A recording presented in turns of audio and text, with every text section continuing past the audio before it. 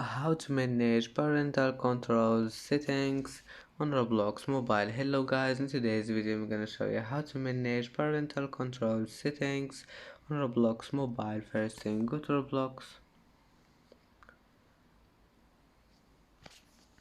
and now just go down, and here you will find this one.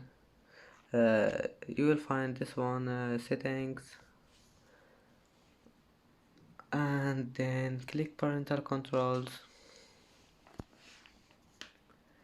And as you see here, you can manage parent pin, you can turn it on, and here you can find account restrictions, and here you can manage anything you want of parental control settings on Roblox mobile. And that's it for today's video. If you like this video, don't forget like and subscribe, and see you in the next video.